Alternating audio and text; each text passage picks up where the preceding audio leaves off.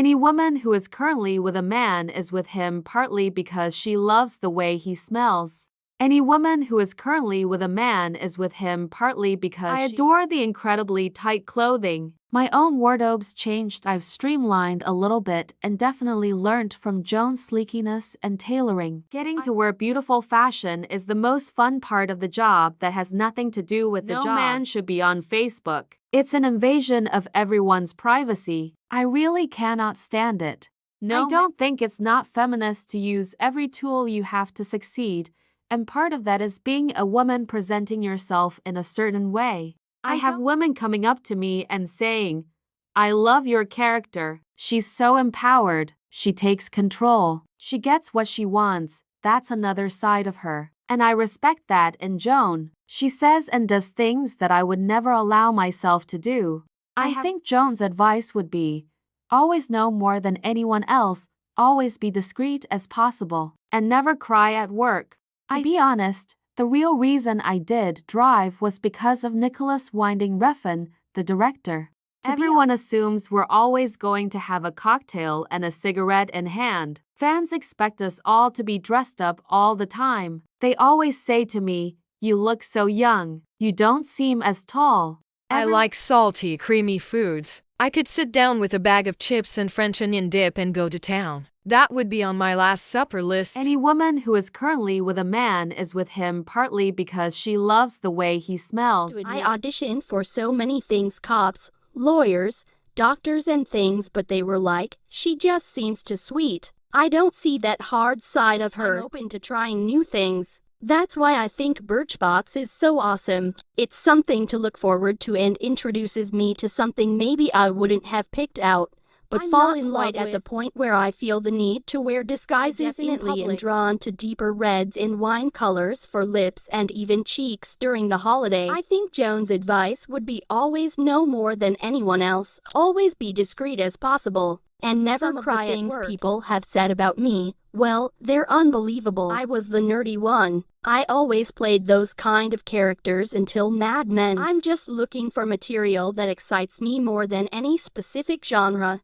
It just needs to be good. I dyed my hair about 40 to different colors, and kids can be pretty judgmental about people who are different. But instead of breaking down and conforming, I stood firm. That is also probably why I was unhappy. I've always been someone who really watches other people, human behavior. To watch it and be able to express it through your version has always been really exciting to me. It just seems so odd as people had never commented on my body before. Every woman obsesses over her figure, but I was happy. I felt sexy. I know this sounds naive, but I honestly never expected this kind of attention. I adore the incredibly tight clothing. My own wardrobe's changed. I've streamlined a little bit and definitely learnt from Joan's sleekiness and tailoring. There are a few characters throughout your life which everyone knows, and this is one of them. I can't wait. Beautiful when she stands out as an individual. It's a woman who has her own style, and half the women on the streets in New York City achieve this. I get so inspired every time I'm there. Cats appear to have a wonderful ability to weed out everything they don't need to know, while honing in on. I admire so many women, it's hard to choose, but I've always loved Marilyn Monroe. Bridget, one of my favorite messages about the Pirate Fairy is that the story is about appreciating your own talents. Look for gifts throughout the year. If I find the perfect item for someone, I put it in my gift closet and keep it for the next holiday. But I often get too excited and just give. I thought, well, you might see curves there, but that's just a bone, so even if I lose weight, that's.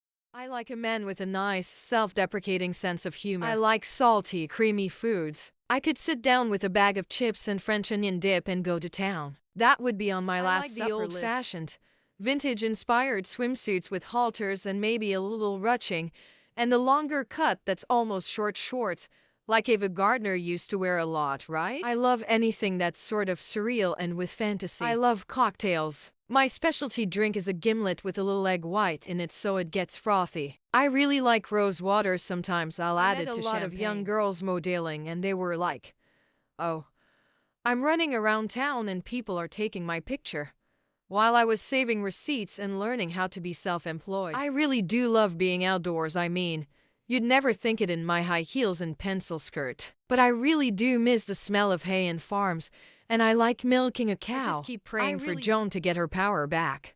I just keep her problems and rise to the top. To fight back. I just thought I would work in a hair salon and do community theater. I know plenty of people who don't have children. And I also get a lot of people who say, "Thank you for speaking out. My family don't understand why I don't want kids." I sort of feel like Mad Men fans are like C5 fans because they are very, very devoted. And they're very loyal and very excited about it. I started doing community theater as a way to make friends. And that was when I caught the acting bug. I tend to take things personally, but I can only take so much, and then I jump back. I have strong survival skills. I think calling me full-figured is just rude. Joan's advice would be, always know more than anyone else, always be discreet as possible, and never cry at work. I thought, well, you might see curves there, but that's just a bone, so even if I lose weight, that's not going to change anything. That's how I look. That's my shape. Do the math. I use Redken color on my hair and use mild shampoos that don't strip your hair of color. If I need to, I'll use a good colored mousse in between. I was a dancer until I was 19. I never had to worry about working out or what I ate, so I've really had to train myself to get down to the gym. I was a goth girl in high school. Perhaps the powdered white face and the black lipstick were not the most attractive. I felt fabulous at the time, but looking back, probably not the best idea. I was obsessed with the Canadian novel Anne of Green Gables. I was obsessed I was Anne of Green Gables. There was something that spoke to me about her, and I wanted to have her beautiful red hair.